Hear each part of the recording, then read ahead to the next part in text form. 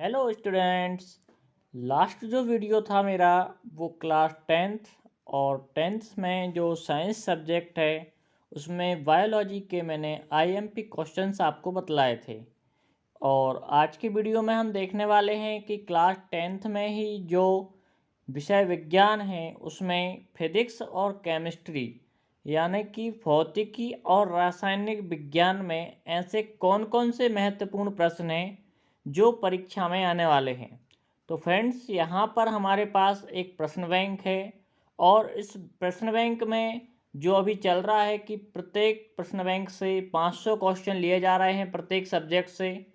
उसी के माध्यम से हम आपको आज केमिस्ट्री और फिजिक्स दोनों विषय के महत्वपूर्ण प्रश्न उनके आंसर के साथ बतलाएंगे। तो दोस्तों, वीडियो मिस मत करिएगा। आप पांडे इंस्टीट्यूट पर जुड़ चुके हैं।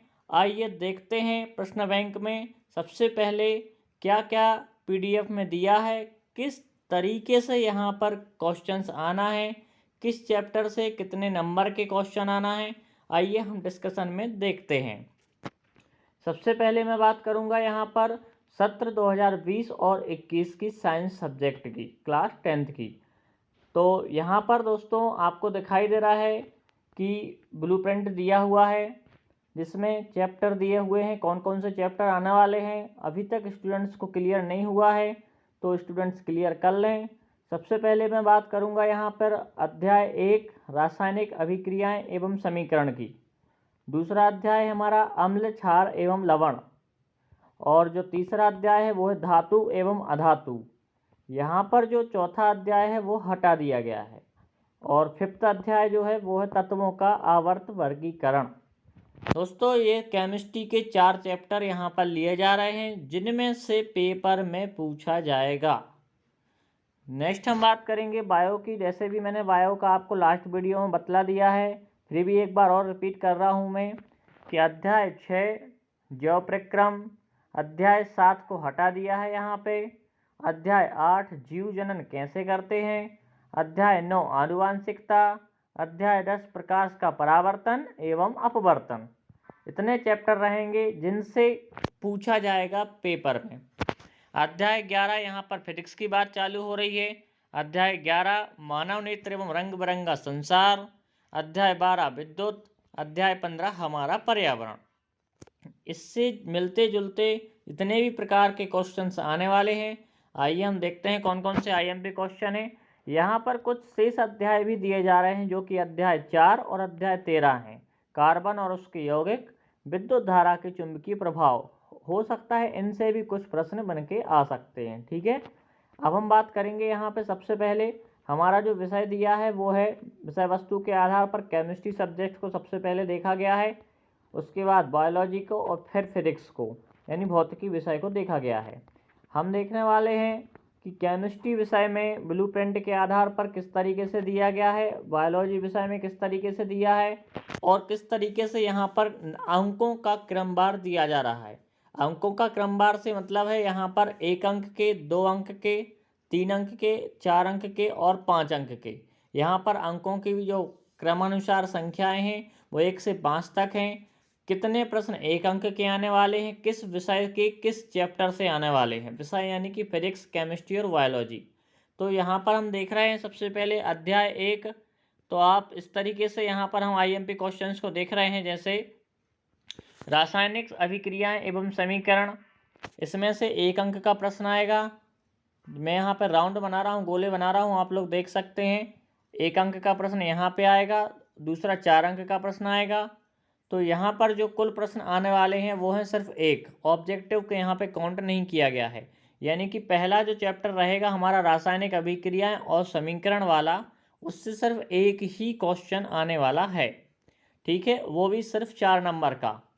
नेक्स्ट अध्याय की बात करेंगे अध्याय 2 की। तो अध्याय 2 में अम्ल, क्षार एवं लवण में से सिर्फ प्रेजेंट में यहाँ पर 3 ऑब्जेक्टिव पूछे जाएंगे और एक 2 नंबर का क्वेश्चन पूछा जाएगा। दोस्तों, आपको ज़्यादा तैयारी किस सब्जेक्ट से करना है, तो चाहे पहले चैप्टर से आपको 5 नंबर की तैयारी करना है, 4 नंबर की। दूसरे चैप्टर से आपको 2 नंबर का क्वेश्चन पढ़ना है, ऑब्जेक्टिव कॉमन है। तो सबसे ज़्यादा ऑब्जेक्टिव आप 2 नंबर चैप्टर के पढ़ के जाएंगे, क्योंकि उसमें से 3 ऑब्जेक्टिव आना है और एक क्वेश्चन पढ़ना है आपको 2 नंबर के लेवल का। आपको बड़े क्वेश्चन सेकेंड नंबर चैप्टर से बिल्कुल नहीं पढ़ना है, ठीक है। नेक्स्ट चैप्टर धातु एवं अधातु। इसमें से आपको एक क्वेश्चन सिर्फ करके जाना है, इसमें ऑब्जेक्टिव आपको बिल्कुल नहीं पढ़ना। ऑब्जेक्टिव के लिए क्रॉस लगा है, यहाँ पे नहीं है ऑब्जेक्टिव, सिर्फ एक क्वेश्चन पढ़ना है, वो भी 5 नंबर वाला, यानी कि बड़े बड़े क्वेश्चंस की तैयारी करना है अध्याय नंबर 3 से, ठीक है फ्रेंड्स। अब नेक्स्ट चैप्टर है हमारा 4th, यानी कि 5 चैप्टर रहेगा ये हमारा। इसमें है तत्वों का आवर्ती वर्गीकरण। तो इसमें 2 और 3 यानी कि 2 नंबर के क्वेश्चन भी आएंगे और 3 नंबर के क्वेश्चन भी आएंगे। यहाँ पे 2 क्वेश्चन आएंगे, 2 और 3 नंबर के, और एक आएगा ऑब्जेक्टिव बेस्ड क्वेश्चन। तो आपको ऑब्जेक्टिव भी पढ़ के जाना है। तो टोटल मिला के यहाँ पे 3 क्वेश्चन होते हैं, लेकिन क्वेश्चनों की संख्या होती है 2 ऑब्जेक्टिव को हटा के। नेक्स्ट ज्योप्रक्रम। ज्योप्रक्रम में 8 अंकों का आएगा, यानी कि चैप्टर 6 से 8 अंक पूछे जाएंगे, 8 में से 5 ऑब्जेक्टिव। तो सबसे पहले ध्यान रखना है कि ऑब्जेक्टिव सबसे ज़्यादा आपको पढ़ के जाना है 6 चैप्टर से, क्योंकि उसमें से 8 नंबर का पूछा जाएगा। 5 नंबर के एक एक अंक के 5 क्वेश्चन भी पूछे जाएंगे और 3 अंक का एक क्वेश्चन पूछा जाएगा। तो ध्यान रखना है फ्रेंड्स आपको। इसके बाद अध्याय 8 जीव जनन कैसे करते हैं। इसमें से आपको एक पूछा जाएगा 2 नंबर का, दूसरा पूछा जाएगा आपसे 5 नंबर का। 2 क्वेश्चन महत्वपूर्ण हैं जो कि यहाँ पे पूछे जाएंगे। अब हम बात करते हैं यहाँ पे अध्याय 9 की, जो कि अध्याय 9 में एक क्वेश्चन 5 नंबर का पूछा जाएगा, एक पूछा जाएगा 2 नंबर का, और एक अंक वाले पूछे जाएंगे सिर्फ एक क्वेश्चन। तो 5 और 2 7 और एक 8 नंबर का इस चैप्टर से पूछा जाएगा। इसके बाद हम बात कर रहे हैं अध्याय 10। तो अध्याय 10 में सबसे ज़्यादा अध्याय 10 और 11 दोनों का यहाँ के मिक्स करके दिया गया है कि दोनों चैप्टरों से कितना पूछा जाएगा। तो 12 नंबर का पूछा जाएगा। एक क्वेश्चन रहेगा 3 नंबर का, देख सकते हैं आप यहाँ पे, ये मैंने राउंड बनाया हुआ है। एक 3 नंबर का, एक 5 नंबर का क्वेश्चन रहेगा। थोड़ा सा मिसप्रिंट हुआ है यहाँ पे, यहाँ 5 नहीं 2 नंबर का एक क्वेश्चन रहेगा, और एक रहेगा 4 नंबर का, एक रहेगा 2 नंबर का। तो ऐसे करके यहाँ पर क्वेश्चन पूछे जाएंगे और कुछ ऑब्जेक्ट्स पूछे जाएंगे, ठीक है। तो टोटल मिला के यहाँ 12 नंबरों का डिस्कशन किया गया है। विद्युत में से पूछे जाने वाले क्वेश्चन कौन कौन से होने वाले हैं। तो विद्युत में से यहाँ पर कितने क्वेश्चन पूछे जाएंगे, एक ये जो कि 2 नंबर का है, और एक 3 नंबर का है। ये दोनों क्वेश्चन 2 और 3 नंबर के यहाँ पूछे जाएंगे, और ऑब्जेक्टिव पूछे जाएंगे 2 नंबर के। और हमारा पर्यावरण जो है, जो चैप्टर पर्यावरण है हमारा पर्यावरण, इसमें 5 नंबर के क्वेश्चंस पूछे जाएंगे, जिसमें से 2 ऑब्जेक्टिव रहेंगे और एक क्वेश्चन रहेगा हमारा 3 नंबर का। तो 3 और 2 मिलाकर होते हैं 5 अंक।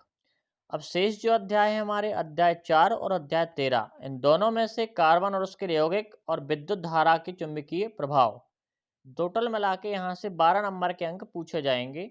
12 नंबर में एक ऑब्जेक्टिव रहेगा अध्याय 4 से, और 2 ऑब्जेक्टिव रहेंगे अध्याय 13 से। और इसके अलावा 2 नंबर के क्वेश्चन रहेंगे 2, 1 नंबर का क्वेश्चन 1, ऐसा करके एक 3 नंबर का क्वेश्चन पूछा जाएगा विद्युत धारा के चुंबकीय प्रभाव से। दोस्तों आप लोग ब्लूप्रिंट देख सकते हैं आसानी से, यहाँ पे देखिए आप, सरल से कठिन की ओर एक बहुत अच्छा क्रम दिया हुआ है, जिसमें टोटल 24 क्वेश्चंस आएंगे, जिसमें 4 क्वेश्चन ऑब्जेक्टिव बेस्ड रहेंगे और 20 क्वेश्चन रहेंगे आपको लिखने के लिए आएंगे। टोटल मिला के यहाँ पे 24 क्वेश्चंस होते हैं, देख सकते हैं आप। 24 का डिस्कशन मैंने आपको बताया किस तरीके से ये होना है, ये देखिए यहाँ पे। और इसके अलावा यहाँ पर जो चैप्टर्स हैं, इन चैप्टर की संख्याओं को 3 यूनिट में डिवाइड किया गया है। और अब हम बात करने वाले हैं यहाँ पे आईएमपी क्वेश्चंस, जो कि हमारे इसके अंतर्गत दिए गए हैं। देख सकते हैं आप कौन कौन से किस तरीके से हैं। तो सबसे पहले है यहाँ पे चैप्टर फर्स्ट है, जो कि रासायनिक अभिक्रियाएं एवं समीकरण, केमिस्ट्री से बना निकला हुआ चैप्टर है। इसमें सबसे पहले क्वेश्चन दिया है कि निम्नलिखित में से कौन सा भौतिक परिवर्तन नहीं है। 4 ऑप्शन दिए हैं। मैं यहाँ टाइम वेस्ट नहीं करूँगा, डायरेक्ट आंसर पे बात करूँगा। यहाँ पे 4 आंसर दिए हैं। तो जो आंसर है वो है एलपीजी का दहन। एलपीजी का दहन भौतिक परिवर्तन के अंतर्गत नहीं आता है, ठीक है। नेक्स्ट क्वेश्चन है, निम्नलिखित में से कौन सी ऊष्माक्षेपी अभिक्रिया है। तो ऊष्माक्षेपी अभिक्रिया क्या है, जल की बिना बुझे चूने से अभिक्रिया करा देना। जल की बिना बुझे चूने से अभिक्रिया कराना, जो ऊष्माक्षेपी अभिक्रिया के अंतर्गत आता है। नेक्स्ट क्वेश्चन है, एक अभिक्रिया दी गई है और बताना है कि यह कौन सी अभिक्रिया है। तो अभिक्रिया वो है विस्थापन अभिक्रिया। इसके अलावा H2 का योग तथा O2 का ह्रास क्या कहलाता है? तो अपचयन कहलाता है ये, H2 और O2 का ह्रास। और इसके अलावा फिर यहाँ पर जिन अभिक्रियाओं में ऊष्मा का अवशोषण होता है उन्हें क्या कहते हैं? तो ऊष्मा क्षेपी अभिक्रिया के शोषी अभिक्रिया कहते हैं। निम्नलिखित में से कौन सा एक रासायनिक परिवर्तन की विशेषता नहीं है? तो आकार में परिवर्तन। खाद्य पदार्थ का कार्बन डाइऑक्साइड और पानी में टूटना एक किस प्रकार की अभिक्रिया है? तो ऊष्मा क्षेपी अभिक्रिया है। सोने और प्लेटिनम को गलाने वाले अम्ल का नाम क्या है? तो एक्वा रेजिया। ये क्वेश्चन आईएमपी पेपर में पूछने आने वाली संभावनाएं ज़्यादा रहती हैं। इसके अलावा लंबे ताप तक सेवन न करने पर सूखे मेवे सड़ जाते हैं। क्यों सड़ जाते हैं? विकृत गंधिता के कारण। यहाँ पर कुछ ऐसे क्वेश्चन दिए जा रहे हैं, मैंने आपको बताया था जिस चैप्टर से जितने नंबर का आना है उसी लेवल के यहाँ पर क्वेश्चन दिए गए हैं।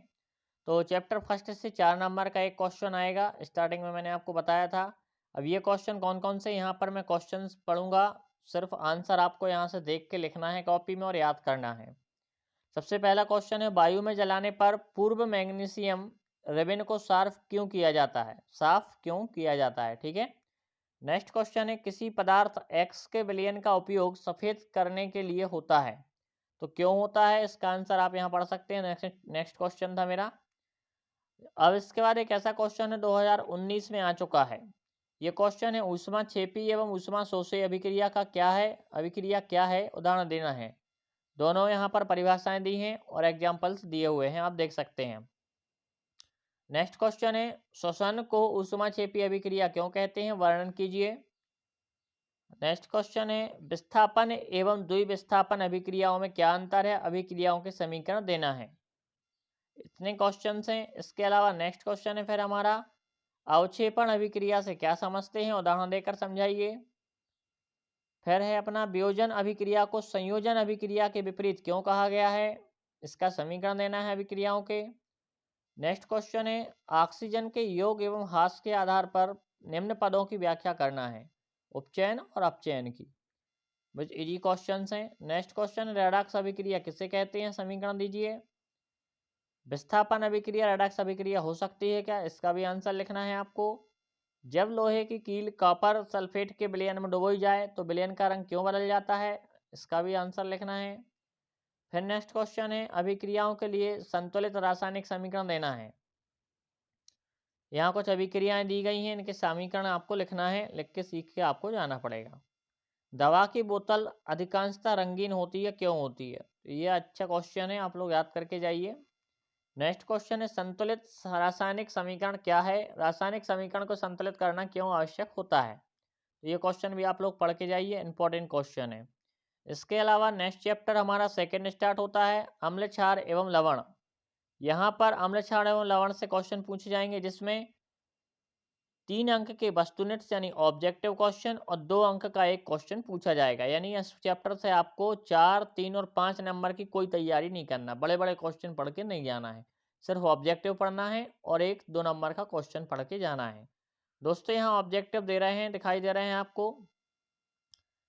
ऑब्जेक्टिव आप यहाँ से रीड कर लीजिए और कॉपी में लिख लीजिए। और इसके अलावा अब यहाँ पर मैं क्वेश्चंस पे पहुँचने वाला हूँ। यहाँ पे छोटे छोटे ऐसे कौन से क्वेश्चंस हैं जो आने वाले हैं पेपर में।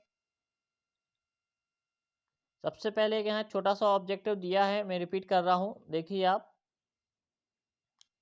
ऑब्जेक्टिव है यहाँ पे, अम्लीय वर्षा का पीएच मान होता है।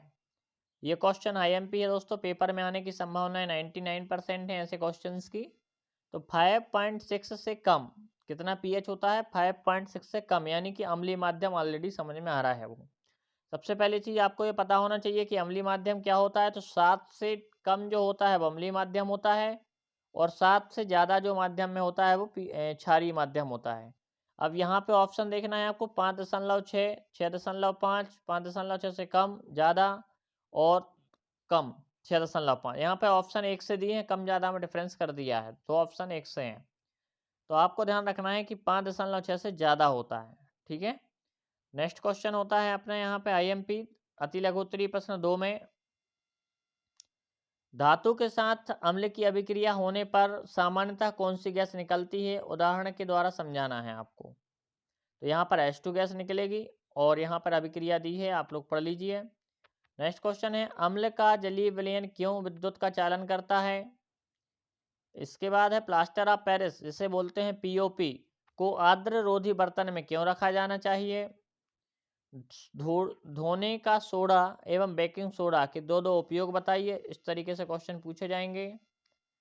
ताजे दूध का पीएच मान 6 होता है। दही बन जाने पर पीएच मान में क्या परिवर्तन होगा, इसका आंसर देखिए आप। इसके बाद कुछ यहाँ पर अभिक्रियाएं दी हैं, समीकरण हल करना है, समीकरण बनाना है। बेकिंग पाउडर एवं धावन सोडा को गर्म करके कैसे अंतर करेंगे। समझाइए क्यों सोडियम क्लोराइड का जलीय विलयन उदासीन है परंतु सोडियम कार्बोनेट की जलीय विलयन क्षारीय होती है। ऐसे क्वेश्चन यहाँ पर आप तैयार करके जाइए। इसके अलावा जो क्वेश्चन मैं रीड कर रहा हूँ उस पर आप थोड़ा सा ध्यान दीजिए। प्रत्येक क्वेश्चन को मैं नहीं पढ़ूंगा इस पीडीएफ से। जो क्वेश्चन आईएमपी है 100% आने की संभावनाएं हैं वो क्वेश्चन मैं रीड करूंगा, आप लोग यहाँ से थोड़ा सा ध्यान दीजिए। पीओपी का रासायनिक सूत्र बताते हो, इसका रासायनिक सूत्र लिखना है। प्लास्टर ऑफ पेरिस, यहाँ पीओपी दिया है, प्लास्टर ऑफ पेरिस जो है इसके बारे में आपको पूरा डिस्कशन लिखना है, ठीक है। अब नेक्स्ट चैप्टर आता है हमारा धातु एवं अधातु। इससे अध्याय से 5 अंक का प्रश्न आना है। ध्यान रखिए आप, इस चैप्टर से सिर्फ एक ही क्वेश्चन आएगा, वो भी 5 मार्क्स का, और कुछ नहीं आएगा, ना ऑब्जेक्टिव ना कुछ, ठीक है। तो ध्यान दीजिए, धातु और अधातु के भौतिक गुण जैसे धात्विक, चमक, कठोरता, आधार, यहाँ पर इन्हें पॉइंट दिए हैं। गुणधर्म में पॉइंट खुद दे रखे हैं, यही आपको पढ़ के जाना पड़ेंगे और इन्हीं के आधार पर आपको इस तरीके से लिखना है। यदि आप ये पढ़ के नहीं जाते हैं तो फिर आप अपने मन से लिखेंगे तो ये गलत हो जाएगा। जो वहाँ पर गुणधर्म दिए जाएंगे वही आपको लिखना पड़ेंगे। नेक्स्ट क्वेश्चन है, धातुओं के रासायनिक गुणधर्म लिखिए। फिर इसके अलावा अगला क्वेश्चन है, सक्रियता श्रेणी को बताइए। तो ये सक्रियता श्रेणी लिखी हुई है, इसको आपको समझाना है। आयनिक यौगिकों के गुण लिखना है। अधातुओं के उपयोग लिखना है। इसके बाद रासायनिक गुणधर्म के आधार पर धातुओं में विभेद लिखना है। उभयधर्मी ऑक्साइड क्या होते हैं, 2 उभयधर्मी ऑक्साइडों के उदाहरण लिखना है। इसके बाद कारण बताना है, कुछ 3 का 2 कारण दिए हैं यहाँ पे। प्लेटिनम, सोना एवं चांदी का उपयोग आभूषण बनाने के लिए किया जाता है। सोडियम, पोटेशियम एवं लिथियम को तेल के अंदर संग्रहित करके क्यों रखा जाता है। इस तरीके से प्रश्न पूछे जा सकते हैं। और इसके अलावा कुछ व्याख्या करने के लिए 5 से 6 प्रकार के प्रश्न दिए हैं, आप लोग देख सकते हैं। और यहाँ पर जो अगला चैप्टर है वो हमारा अध्याय 5 तत्वों का आवर्ती वर्गीकरण। यहाँ से एक ऑब्जेक्टिव प्रश्न आएगा, 2 अंक का एक क्वेश्चन आएगा और एक 3 अंक का आएगा। यहाँ पर 3 और 2 5 और एक 6 नंबर के पूरे प्रश्न आएंगे। तो सबसे पहले हम देख रहे हैं यहाँ पर ऑब्जेक्टिव दिए गए हैं कुछ, आप लोग ध्यान दीजिए। सबसे ज़्यादा ऑब्जेक्टिव पूछे जाने वाला जो है यहाँ पे आईएमपी, उस पर आप टिक कर लीजिए अभी से। तो वो है हमारा, सभी कार्बनिक यौगिकों का सबसे अधिक महत्वपूर्ण तत्व संबंधित है। दूसरा, यहाँ पर कौन सा तत्व सर्वाधिक संयोजी इलेक्ट्रॉन रखता है, तो पी, ठीक है, फास्फोरस। रिक्त स्थान दिए गए हैं कुछ, रिक्त स्थान आप पढ़ सकते हैं, बिल्कुल इजी हैं। और इसके अलावा आपके सही जोड़ियाँ भी इसी से तैयार करना है। हो सकता है इसमें से कोई 1-2 सही जोड़ी आपके पास आ जाए, पेपर में आपके पास मिल सकती हैं, आपके पेपर में मिल सकती हैं। इसके बाद सत्य सत्य भी पढ़ सकते हैं आप, ये भी बहुत इजी हैं। और इसके अलावा अति लघुत्तरीय यानी कि 2 नंबर वाले प्रश्नों को पढ़ सकते हैं। देखिए आप कौन कौन से हैं। तत्वों के इलेक्ट्रॉनिक विन्यास का आधुनिक आवर्त सारणी में तत्व की स्थिति से क्या संबंध है। नेक्स्ट क्वेश्चन है, किस तत्व में क्या होता है, तो ये भी देखना है आपको। आवर्त सारणी में पहले 10 तत्वों में कौन से धातुएं हैं, ये ध्यान दीजिए। इसके अलावा डोबे राइनर के वर्गीकरण की क्या सीमाएं हैं। न्यूलैंड्स के अष्टक नियम की क्या सीमाएं हैं। आपके अनुसार उत्कृष्ट गैसों को अलग समूह में क्यों रखा गया है। मेंडलीफ ने अपनी आवर्त सारणी तैयार करने के लिए कौन सा मापदंड अपनाया था। मेंडलीफ ने अपनी आवर्त सारणी की कमियां क्या क्या बताई थी। इस तरीके के क्वेश्चन जो है इस चैप्टर से आने वाले हैं 2 नंबर के अंतर्गत। अब देखते हैं 3 नंबर में कौन कौन से आएंगे। तो यहाँ पर एक आवर्त सारणी के लिए कुछ ऑक्साइड दिए गए हैं, इनके आपको समीकरण लिखना है। नेक्स्ट क्वेश्चन है, एक परमाणु का इलेक्ट्रॉनिक विन्यास 2, 8 और 7 है, तो इस तत्व की परमाणु संख्या क्या है और इनकी रासायनिक समानता क्या होगी इन तत्वों के साथ। आईएमपी क्वेश्चन है। इसके अलावा देखिए, आप निम्न के नाम बताइए। यहाँ पर मैं टिक कर रहा हूँ, ये क्वेश्चन आप ज़्यादा पढ़ के जाइए। 3 तत्वों का जिनका बाहरी कोष पूर्ण हो, इनके नाम बताना है। 2 तत्व जिनके बाहरी कोष में 2 इलेक्ट्रॉन होते हैं, आपको इनके संकेत देखना है। Lithium, sodium, potassium, magnesium, calcium और नियॉन। ये आपको याद रखना है। आर्गन, ये आईएमपी क्वेश्चन है। और इसके अलावा यहाँ बायोलॉजी भी दिया जा रहा है। वैसे ऑलरेडी मैं इसकी पहले वीडियो बना चुका हूँ, फिर भी आप लोग, मैं पीडीएफ को ऊपर कर रहा हूँ, आप लोग देखते रहिए कौन सा आपको सही लग रहा है, कितना आपको उम्मीदें हैं कि आप इससे तैयारी करके जा सकते हैं। ये पीडीएफ मैं ऊपर खिसका रहा हूँ। जिस किसी स्टूडेंट को इस पीडीएफ में कोई पार्ट समझ में नहीं आता है, कोई क्वेश्चन क्लियर नहीं हो पाता है, तो आप कमेंट करके बताइए, और जो भी आपको डाउट्स हैं वो क्लियर करेंगे हम। यहाँ जैसे सबसे पहला क्वेश्चन मिल रहा है मुझे, बहुत ज़्यादा आईएमपी है। भोजन के पाचन में लार की क्या भूमिका है? वृक्काणु की रचना तथा क्रियाविधि का वर्णन कीजिए। ये क्वेश्चन भी 2019 में आ चुका है। मूत्र निर्माण की क्रियाविधि क्या है? ये क्वेश्चन भी आ चुका है। मानव में वहन तंत्र के घटक कौन कौन से हैं? ये क्वेश्चन भी इम्पोर्टेंट है। फिर इसके बाद देखिए, वायवीय और अवायवीय श्वसन में अंतर। प्रकाश संश्लेषण क्या है? समीकरण सहित समझाइए। यहाँ पर आप देख सकते हैं ग्लूकोज का समीकरण बन रहा है, और 6CO2 + 12H2O के साथ मिलके देख सकते हैं आप। उत्सर्जन के महत्व, कार्बोहाइड्रेट, प्रोटीन, वसा का पाचन कैसे होता है, धमनी एवं शिराओं में अंतर। अब यहाँ पर नेक्स्ट क्वेश्चन अगला लग जाता है, चैप्टर जीव जनन कैसे करते हैं। इसमें से सिर्फ ऑब्जेक्टिव क्वेश्चन नहीं आएंगे, बाकी आपको 2 और 5 नंबर में लिखने को आएंगे क्वेश्चंस। आप लोग यहाँ छोटे छोटे क्वेश्चंस पढ़ सकते हैं। डायग्राम दिख रहे हैं आपको। ब्रायोफिल्म की पत्तियों द्वारा प्रजनन किस प्रकार संभव है? हाइड्रा में अलैंगिक की मुकुलन क्रिया को 3 चरणों के सही क्रम में दर्शाने वाला आरेख देख सकते हैं आप। प्लेनेरिया में पुनरुद्भवन, ये भी आज दिख रहा है सही तरीके से। स्त्री के सर की संरचना। मानव की मादा जनन का नामांकित चित्र दिया गया है। पुष्प की काट दी गई है। और यहाँ पर कुछ कार्य दिए गए हैं जो कि आईएमपी क्वेश्चन में बन जाते हैं। वृषण, अंडाशय, शुक्रवाहिका और पुंकेसर। फिर इसके बाद अगला क्वेश्चन है, इंपॉर्टेंट है, परागण और निषेचन में क्या अंतर है? तो ये अंतर आप याद करके जाइए 3 से 4। परागण क्या है, कितने प्रकार का होता है? तो परागण 2 प्रकार का है, स्वपरागण और परपरागण। यहाँ पर नेक्स्ट क्वेश्चन चालू हो रहा है, चैप्टर चालू हो रहा है, आनुवांशिकता।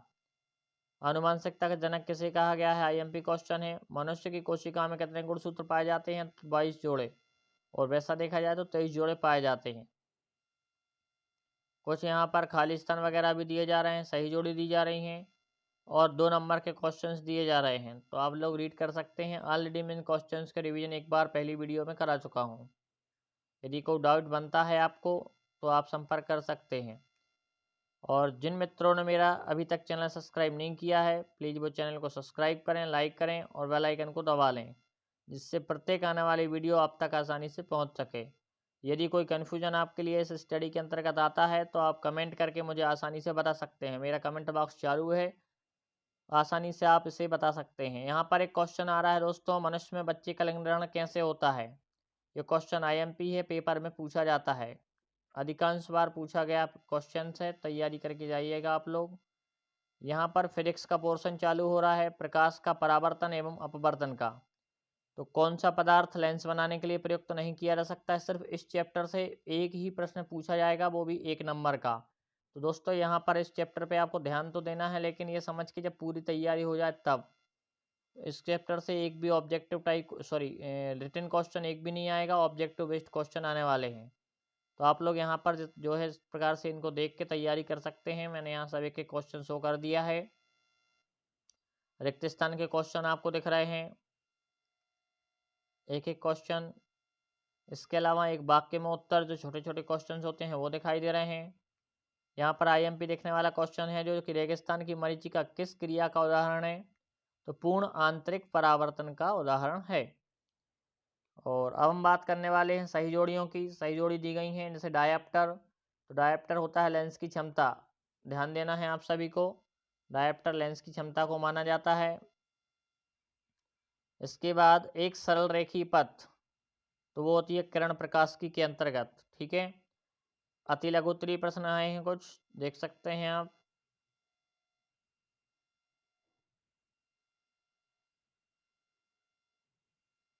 लघु उत्तरीय प्रश्न भी देख सकते हैं। प्रकाश के परावर्तन से आप क्या समझते हैं, इसके नियम लिखिए।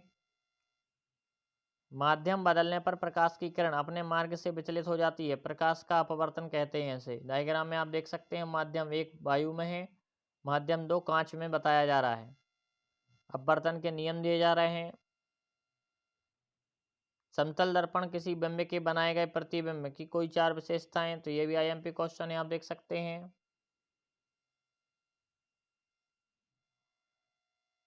इसके बाद नेक्स्ट क्वेश्चन जो है आईएमपी, वो है 2 मीटर फोकस दूरी वाले किसी अवतल लेंस की क्षमता ज्ञात कीजिए।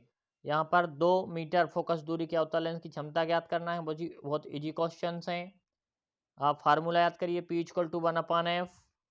एफ जो है वो फोकस दूरी मीटर में मापना है, और इसकी जो यूनिट है वो डायोप्टर है। तो इस तरीके से ध्यान रख के आपको इसका आंसर निकालना है। नेक्स्ट क्वेश्चन देखिए, आपको डायग्राम्स आपको दिखाई दे रहे हैं, ये भी आपको क्लियर करते हुए चलना है। अगला क्वेश्चन है वास्तविक प्रतिबिंब और आभासी प्रतिबिंब में अंतर। ये क्वेश्चन आप देख सकते हैं। फिर इसके बाद आप देखिए नेक्स्ट क्वेश्चन हमारा, मानव नेत्र तथा रंग बिरंगा संसार।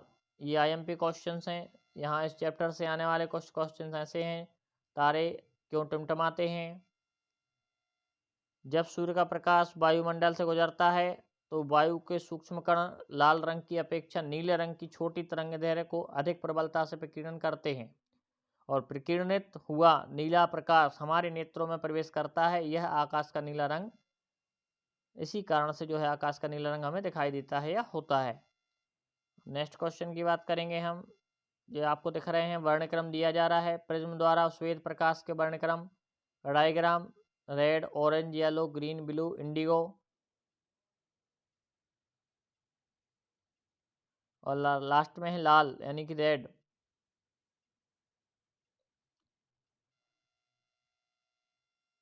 प्रिज्म द्वारा प्रकाश के विचलन का चित्र देखिए आप। आपतित किरण, अपवर्तित किरण, विचलन कोण और निर्गत किरण। ABC एक त्रिभुज है जिसमें आप 3 प्रकार की रेखाएं देख रहे हैं। एक आपतित रेखा जा रही है, बीच से वो अपवर्तित होती है और निर्गत किरण बन जाती है, और विचलन कोण बन जाता है D। इसके बाद सूर्योदय और सूर्यास्त के समय सूर्य रक्ताभ क्यों दिखाई देता है, रक्त के समान हमें क्यों समझ में आता है, प्रतीत होता है। ये क्वेश्चन भी आईएमपी है। चैप्टर 12 विद्युत इलेक्ट्रिसिटी। एक अश्व शक्ति में कितने वाट होते हैं, तो 746 वाट। विभवांतर मापन यंत्र है तो वोल्टमीटर। इसके अलावा फ्यूज को किसी संयंत्र के साथ श्रेणी क्रम में जोड़ा जाता है। घरों में विद्युत सभी विद्युत उपकरण समांतर क्रम में जोड़े जाते हैं। ऐसे क्वेश्चंस पूछे जाते हैं इस चैप्टर से। विद्युत शक्ति ज्ञात करने का सूत्र क्या है, तो P इक्वल टू V/I। प्रतिरोध क्या होता है, तो जब किसी चालक में विद्युत धारा प्रवाहित की जाती है तो चालक द्वारा धारा के मार्ग में डाली गई रुकावट को प्रतिरोध कहा जाता है। उस युक्ति का नाम बताइए जो कि चालक के सिरों पर विभवांतर बनाए रखने में सहायता करती है, तो सेल या बैटरी। इसके बाद आप देख सकते हैं कुछ न्यूमेरिकल्स यहाँ पर दिए गए हैं, बहुत इजी क्वेश्चन हैं छोटे छोटे। आप लोग चाहें तो इसे तैयारी कर सकते हैं। जो स्टूडेंट 100% मार्क्स लाना चाहते हैं वो न्यूमेरिकल भी कंप्लीट करके जाइएगा। 5 से 7 नंबर 10 नंबर तक के न्यूमेरिकल पेपर में आते हैं। इसके अलावा नेक्स्ट क्वेश्चन है, किसी चालक का प्रतिरोध किन किन कारकों पर निर्भर करता है, समझाना है आपको। फिर विद्युत टोस्टरों अथवा विद्युत स्तरियों के तापन अपव्यय शुद्ध धातु के ना बनकर मिश्र धातु के क्यों बनाए जाते हैं। प्रतिरोध को श्रेणी क्रम में जोड़ने पर संयोजन में कुल प्रतिरोध का व्यंजक ज्ञात कीजिए। अच्छा क्वेश्चन है। R1 R2 R3, I बाहर आ जाता है, धारा बाहर आ जाती है, प्रतिरोध जुड़ जाते हैं, और फिर प्रतिरोध के साथ R1 R2 R3 जुड़ जाना।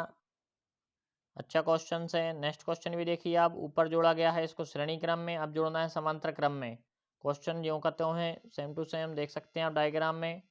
ये जहाँ पे मैंने राउंड बनाया ये है हमारा पहला डायग्राम, और दूसरा ये हमारा श्रेणी क्रम का डायग्राम है, और ये समांतर क्रम का डायग्राम है। ये जो R1 R2 R3 R1 R2 R3 ये समांतर क्रम का डायग्राम, एक के नीचे एक समांतर क्रम।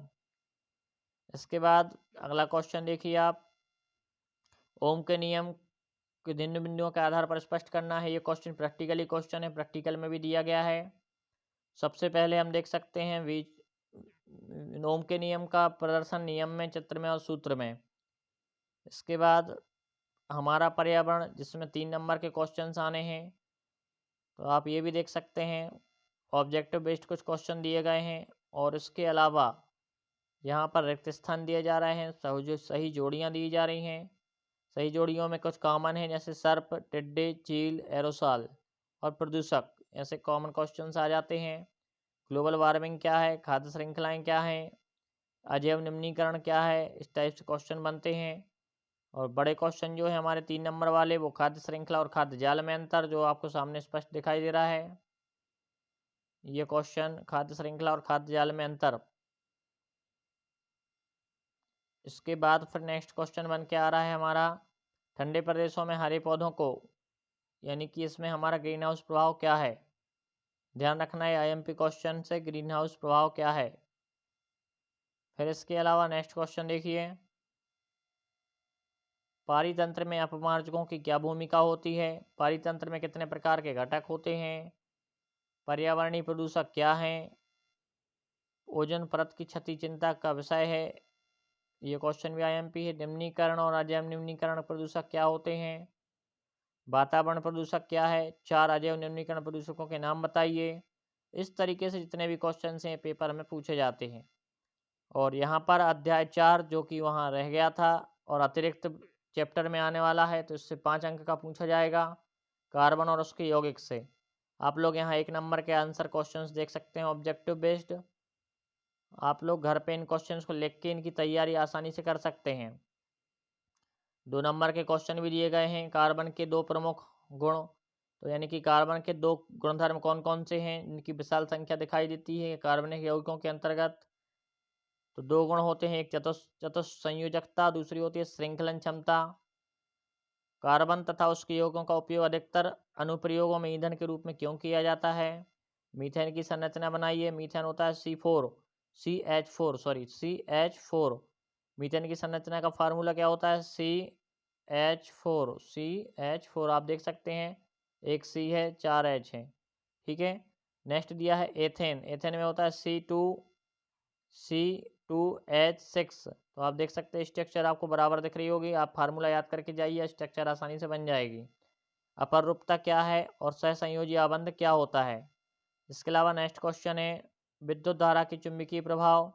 ये क्वेश्चन भी IMP है। जैसे विद्युत धारा की आंतरिक ऊर्जा गतिज ऊर्जा में बदलने की युक्ति क्या कहलाती है, तो विद्युत जनित कहलाती है।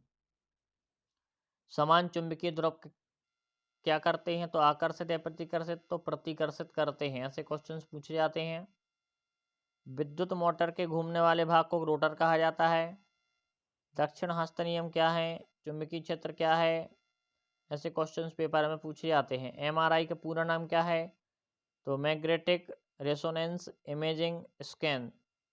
विद्युत द्वारा बनाए गए चुंबक को क्या कहते हैं, विद्युत चुंबक। घरों में प्रयुक्त होने वाली प्रत्यावर्ती धारा की आवृत्ति 50 हर्ट्ज होती है। और यहाँ पर 2 बल रेखाएं बताई गई हैं, चुंबकीय क्षेत्र की रेखाएं देख सकते हैं आप, N और S, जो रेड कलर से दिया जा रहा है। तो इस तरीके से आपको यहाँ पर जो क्वेश्चन दिखाई दे रहे हैं, ये सारे क्वेश्चंस पेपर में आने की संभावनाएं रहती हैं, और इन्हीं में से पेपर आएगा। इसके बाहर एक भी क्वेश्चन नहीं जाने वाला है। तो आप लोग इसी से जुड़ जाइए, यूट्यूब चैनल को सब्सक्राइब कर लीजिए और प्रत्येक वीडियो का इंतज़ार कीजिए। अभी मैंने साइंस सब्जेक्ट के PDF भेजे हैं आपके पास, PDF को समझाया है, वीडियो को समझाया है। और किसी किसी बच्चे को ये नहीं पता होता है कि किस विषय से कितने नंबर का आना है, किस चैप्टर से आना है, तो वो भी मैंने डिस्कशन यहाँ पर दिया है। आप लोग आसानी से पढ़ सकते हैं, समझ सकते हैं। और इसके अलावा मैं ऑल सब्जेक्ट्स जहाँ तक हो सकेगा तो हिंदी, इंग्लिश, सामाजिक विज्ञान साइंस के मैं अभी भेज चुका हूँ आपके पास तक, और इसके अलावा मैथ्स की भी पीडीएफ डालूंगा जिससे आप आसानी से तैयारी कर सकें। नेक्स्ट क्वेश्चन है विद्युत मोटर का नामांकित आरेख बनाइए। विद्युत मोटर आप देख सकते हैं इस तरीके से पेपर में भी बना के आना है आपको। इसका पूरा कार्य भी देख सकते हैं आप, ए से बी से सी। और इसके अलावा ऐसी युक्तियों के नाम बताना है जो विद्युत मोटर में उपयोग किए जाते हैं, जैसे पंखा, मिक्सर, जल pump, electric car, electric bike, machine coolers इत्यादि। किसी कुंडली में विद्युत धारा प्रेरित करने के विभिन्न ढंग स्पष्ट करना है। फ्लेमिंग के बाम हस्त का नियम लिखना है। देखिए आप फ्लेमिंग के बाएं हाथ का नियम दिखाई दे रहा है आपको। इस तरीके से आपको डायग्राम भी बना के आना है। और लास्ट क्वेश्चन था दोस्तों मेरा ये फ्लेमिंग के बाएं हाथ का नियम। और ये सारे क्वेश्चन यदि आप तैयार करके जाते हैं तो आपका रिजल्ट 101% आप 90 नंबर से ऊपर लेके आएंगे। अब यदि किसी स्टूडेंट्स को स्टडी करने में कोई प्रॉब्लम जा रही है, कुछ चैप्टर से कोई पीडीएफ से कोई पॉइंट समझ में नहीं आ रहा है, कोई मार्किंग समझ में नहीं आ रही है, तो आप मुझे कमेंट कर सकते हैं। और जो स्टूडेंट्स अभी 10th पास कर चुके हैं या 10th में आने वाले हैं उनके लिए भी आईएमपी वीडियो है। और जो 10th पास कर चुके हैं वो अपने छोटे भाइयों बहनों तक ये शेयर करें। हो सकता है उनके पास कोई व्यवस्थाएं ना हो तो वो आसानी से इसे पढ़ सकें। और नेक्स्ट वीडियो जो है अपनी वो क्लास 12th में ऑल सब्जेक्ट्स के ऊपर रहने वाली है, केमिस्ट्री, फिजिक्स, जूलॉजी, बॉटनी यानी बायोलॉजी से, और Hindi English, 5 subject science group के